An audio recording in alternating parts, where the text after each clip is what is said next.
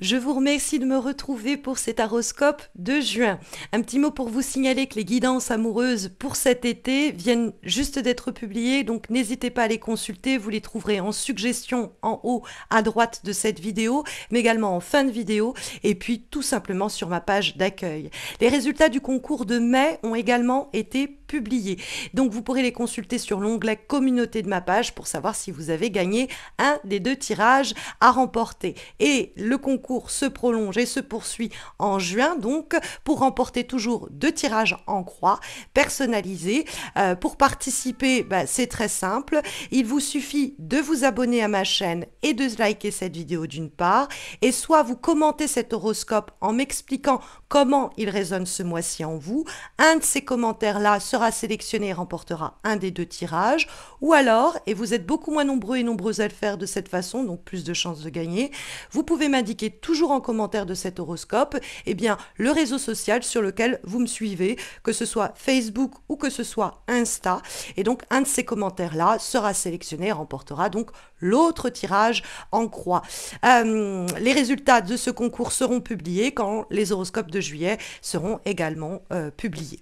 Donc, on va se recentrer autour des énergies de ce mois de juin. J'ai d'ailleurs publié une vidéo au sujet de l'Ita, c'est-à-dire la fête païenne du solstice d'été, que je vous invite à regarder, à consulter sur ma page d'accueil ou en suggestion.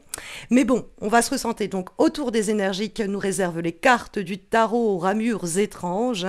On va voir ce que ça nous réserve donc pour ces prochaines semaines. Et les énergies pour les prochaines semaines, mes chers scorpions, semblent nous parler d'aboutissement, des derniers efforts pour permettre à une situation de s'accomplir ou de se finaliser, du fait qu'on a un 10 dans les éléments positifs et 2 9, 9 de coupe, 9 de denier. Donc 9, 9, 10, c'est quelque chose qui va vers la fin. Ça peut être l'idée que ce qui se termine, parce que le 10 de bâton dans les éléments positifs, c'est que c'est bien. L'idée que vous amenez ce projet à son terme, vous permettez à cette situation de se finaliser, c'est quelque chose qui vous aura demandé beaucoup d'efforts, qui aura été très fatigant, mais dont vous arrivez en tout cas à vous débarrasser. C'est plus que se débarrasser normalement. Le 10 de bâton, c'est s'accomplir. C'est vraiment j'arrive à passer la ligne d'arrivée et avec un grand plaisir et un grand contentement parce que elle est assimilée à l'idée d'un succès qui est obtenu après de longues épreuves et à coup de beaucoup d'efforts, mais on obtient ce que l'on mérite avec tous les efforts fournis. Et donc ça, cette idée de dépasser la ligne d'arrivée, on le voit aussi avec les 9 parce que les 9 sont souvent les dernières étapes, les derniers efforts ou les derniers encombres avant qu'on puisse pousser un soupir de soulagement et se dire c'est fini, cette situation, elle est derrière moi. Et ce côté de laisser une situation derrière vous, on le trouve aussi dans la vibration, dans la direction, de ce mois de juin, mes chers scorpions, puisque on a le 6 de coupe et le 6 de coupe, c'est un peu l'ouroboros. C'est quelquefois comment la nostalgie nous maintient dans des situations qui ne sont plus viables, qu'on doit amener à leur accomplissement, mais aussi à leur terme. Et le 6 de coupe, c'est donc l'idée de situation que je nommerais de l'ordre de la répétition sans variation, toujours la même chose qui se répète, donc les mêmes problèmes. Les problématiques, en effet, sont récurrentes avec la carte en question. Ça peut être humain, des problèmes humains avec des personnes qui abusent un peu, ou ça peut être des problèmes économiques, matériels, etc., qui sont récurrents, qui reviennent comme ça et dont on va pouvoir enfin se délester.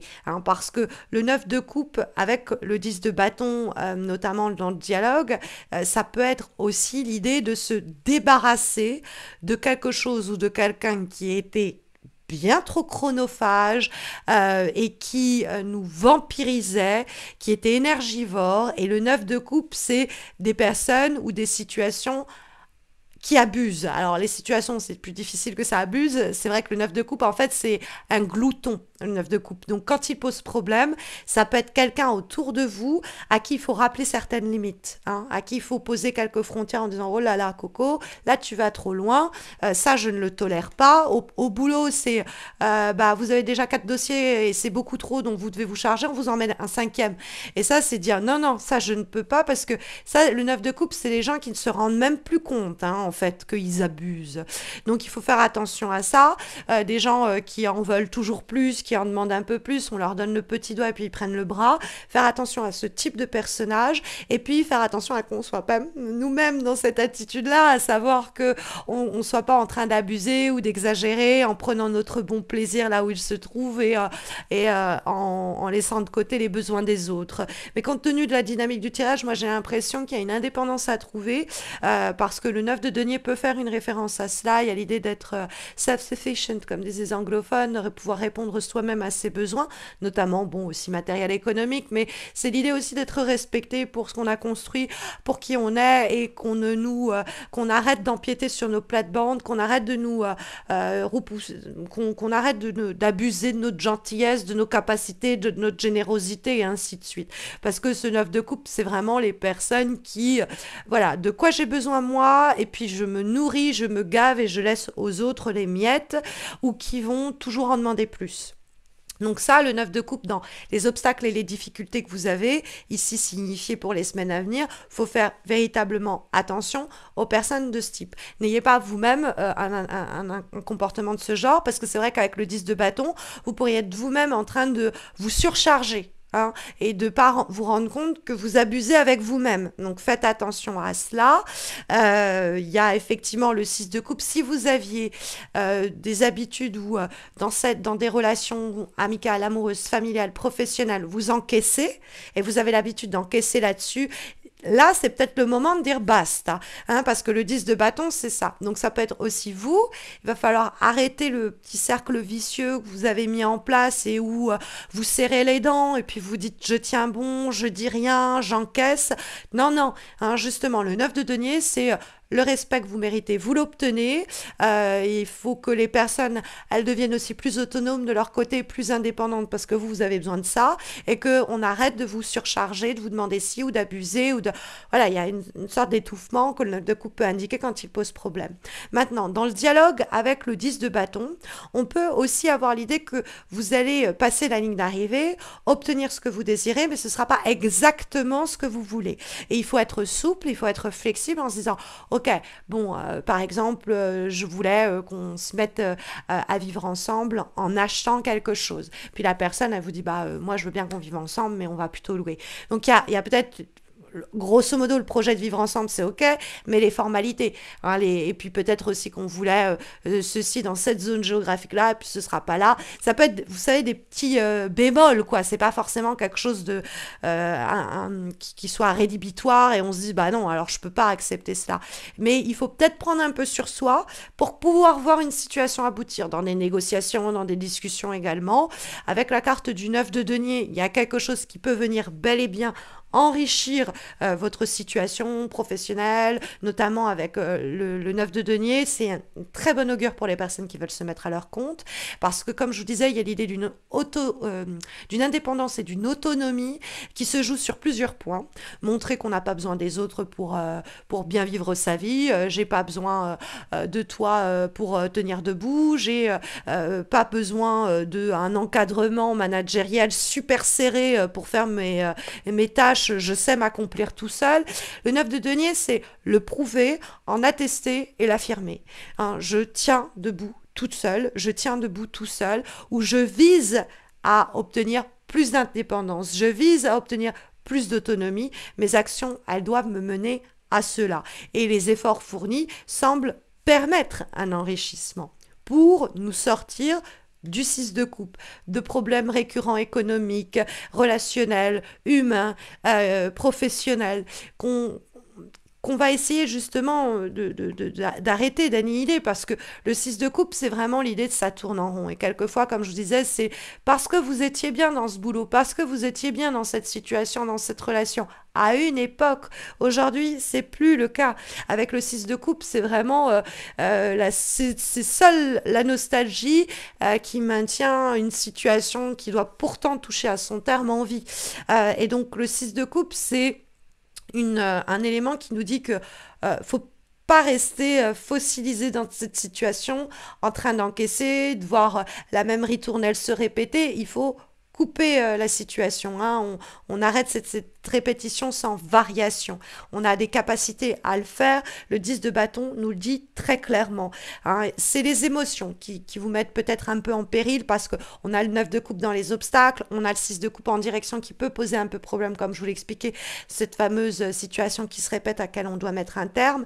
Et donc ça peut être que sur le plan humain, relationnel, c'est un peu dur pour vous, mais si vous en tenez à des aspects très concrets et tangibles, vous savez que c'est la seule solution qui vous reste. Donc ça, il faut le prendre en compte, parce que comme avant-dernière énergie, avant-dernier conseil, avant-dernière recommandation pour les semaines qui viennent, nous avons une lame issue d'un oracle, celui onirique, et nous avons la carte des insectes.